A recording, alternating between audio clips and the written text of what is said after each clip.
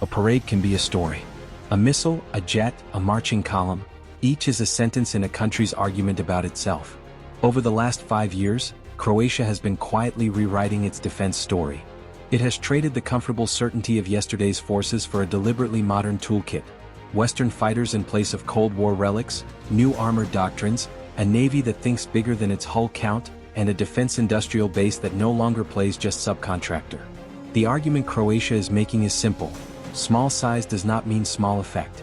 This piece examines that argument through 6 lenses: history and identity, air power, land power, maritime posture, industry and logistics, and strategy and deterrence, and asks the central question: how powerful is Croatia really, and what kind of power is it building? History and identity. Why Croatia's military is more than its numbers. Croatia's armed forces still carry the weight of recent memory. The 1990s carved national identity through armored thrusts, sieges, and a costly path to independence. Veterans and public memory make defense political and popular. Every modernization push is read through that lens. Officially small by population but professionalized and NATO integrated, Croatia's force posture is designed to translate national will into credible action quickly. Public investment has risen. Defense budgets and EU-level instruments are being tapped to fuel a modernization drive. That political will matters because in small states, strategic choices, what to buy, with whom to partner, where to fence, define capability more than peacetime headcounts. What's key here is psychology. Croatia now treats credible deterrence as a boutique product. It cannot and will not outspend large neighbors, but it can by asymmetric advantage, interoperability, and regional resonance. That intent is visible in both public ceremonies and procurement. Air power, the renaissance of Croatian skies. If one image captures Croatia's transformation, it's the flypast that heralded a new era. French Dassault Rafale fighters cutting across Croatian airspace. The arrival of Rafales is not ceremonial window dressing. It is a leap from second-generation jets to true 4.5-generation multi-role fighters. Sensors, network data links, precision munitions, and air superiority all in one package. Croatia signed for a dozen Rafales and began receiving them in earnest. A step change that replaces aging Međi-era airframes and gives Zagreb Real national air control for the first time in decades. Why that matters tactically: air superiority is both shield and sword. A handful of modern fighters can secure national airspace, contribute to NATO air policing, and project influence over the Adriatic and into the wider region. Pilots trained on Rafales can lead multinational exercises. Sensor fusion between Rafales and allied AWACS becomes a force multiplier. Practically, Croatia's air force goes from symbolic to operational, able to escort, interdict, and strike with precision. But air power is more than jets. The Rafale acquisition triggered doctrinal and logistical upgrades. New maintenance facilities, training pipelines in France and at home, and integration into allied command nets. That's the real lift. Aircraft are hardware. Sustainment and networking are the muscle that lets them fight tomorrow. Land power, mobility, interoperability, and the armored revamp. Croatia's land forces have matured toward mobility and NATO compatibility. The army keeps a mix of domestic and imported armor, mechanized infantry platforms, and artillery geared toward rapid reaction and area denial rather than mass defensive thrusts. The trend is clear. Invest in mobility, precision, and systems that plug directly into NATO formations. A practical example of this shift is Croatia's move to modern Western armor and plans to standardize logistics with partner forces. Croatia has also been active on the equipment shuffle stage, sending older systems to partners while making room for upgraded Leopards or Western MBTs in a swap process. The Leopards underscore Croatia's desire to operate systems that speak the same tactical language as NATO heavy brigades.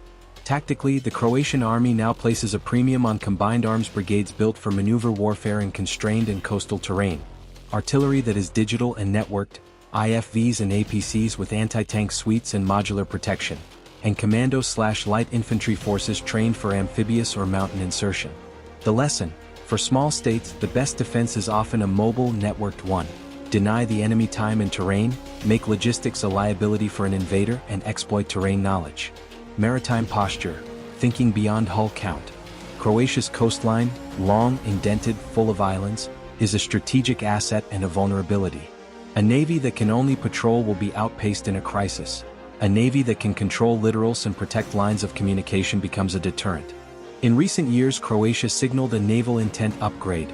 procurement plans for offshore patrol vessels and multipurpose corvettes, modernization of coastal missile systems, and amphibious capability investments to secure islands and maritime infrastructure. Announcements about acquiring multipurpose corvettes represent the most concrete shift, an acknowledgement that the country needs ships with endurance, anti-surface and anti-submarine capability, and the ability to host helicopters and unmanned systems. Operationally, these assets enable layered coastal defense, maritime surveillance fused with maritime patrol aircraft and corvette-based sensors, missile batteries that turn straits into gauntlets, and a small amphibious capability for island reinforcement. Add mine countermeasure vessels, a historic specialty in the Adriatic, and Croatia can exert disproportionate control over choke points. In short, the Navy's effect is magnified by geography and by the decision to invest in platforms that can hold sea approaches at risk, not merely chase speedboats. Industry, logistics and sustainment, the hardware ecosystem. A military is only as strong as its logistics and industry. Croatia's defense sector, while not large, is strategically important. Domestic firms supply armored platforms, ammunition, and sustainment services. Shipbuilding collaborations and domestic armor producers anchor a supply chain that reduces dependence on single-country suppliers. Croatia has pursued a pragmatic industrial logic: buy the system but keep work share and sustainment locally where possible. That strategy shortens vulnerability chains in crisis. If spares can be produced or refurbished in-country or regionally, readiness improves and political friction over parts contracts diminishes. It's why procurement packages often include offset agreements, maintenance hubs and training centers, not just boxes of equipment. A second industrial pillar is interoperability. Investing in platforms aligned to NATO standards simplifies ammunition, battlefield integration and multinational logistics. Croatia's procurement choices, Rafales, Leopards, new corvettes, are not vanity buys. They are choices that make Zagreb a more predictable and plug-and-play ally in NATO operations. Finally, logistics emphasize expeditionary capability. Strategic lift, pre-positioned stocks, and reserve mobilization plans allow Croatia to punch above weight in combined operations and humanitarian/crisis responses. In modern conflict, sustained force presence, not a single spectacular strike, wins the day. Industry and logistics provide that staying power. Strategy, doctrine, and the politics of deterrence. All the hardware and factories matter only if doctrine and political will make them useful. Croatia's doctrine today blends territorial defense, alliance contribution, and crisis response. First, territorial defense remains primary. Deny, delay, and hold key choke points while allies mobilize. That's adapted to Croatia's topography: mountains inland, tight coastal archipelagos, and vital ports. Second, alliance contribution. Croatia invests in capabilities that NATO needs in the southern flank: air policing, mine countermeasures, coastal ASW, and rapid reaction brigades. In return, Croatia benefits from allied force multiplication and collective defense guarantees. Third, crisis response and gray zone resilience. Cyber defenses, critical infrastructure protection, and hybrid warfare contingencies are baked into plans. The 21st century fight rarely looks like the 20th. It begins below the threshold of open war. Croatia is building the capacity to operate in that zone: public communications, resilient energy systems, and rapid civil-military interfaces. Politically, this posture gives Croatia options. It can deter small-scale coercion, contribute meaningfully to NATO missions, and act regionally with partners. That combination raises the cost of adversary miscalculation. In geopolitics, the credibility of small states is often their most valuable export. Croatia is converting capability buys into strategic credibility. A scenario: 72 hours in the Adriatic. Imagine friction in the southern Adriatic. A hostile flotilla tests a maritime boundary near an island group. Croatia's sensors register unusual surface contacts and drone flights. The response unfolds in hours. Rafales scramble under national control, joined by allied AWACS. Targeting picture improves. A corvette patrol is dispatched with helicopter and unmanned surface assets to screen approaches. Coastal missile batteries go to alert. Mechanized brigades move to reinforce coastal vulnerability points. Special forces insert for reconnaissance and, if needed, sabotage of enemy logistics. NATO liaison elements invoke readiness protocols. Allied ships and aircraft close in to demonstrate collective response. Within 2 days, political lines are clear, escalation risk is managed, and the window for low-cost coercion closes. Croatia's capabilities, Networked air power, maritime denial, mobile land forces and allied integration operate in concert. That is the essence of contemporary small-state defense. Integrated, not isolated. What Croatia still must do. No transformation is complete. Croatia faces constraints, budget ceilings, recruitment and retention in an aging workforce, and the classic small-state problem of too many desiderata, too few euros. Fielding Rafales and corvettes is expensive. Sustainment must be planned decades forward. Logistics chains remain thin in some domains and supplies and munitions require predictable replenishment lines in wartime. Political cohesion matters too. Defense modernization requires steady, cross-party commitment. Also, interoperability with NATO is a two-way street.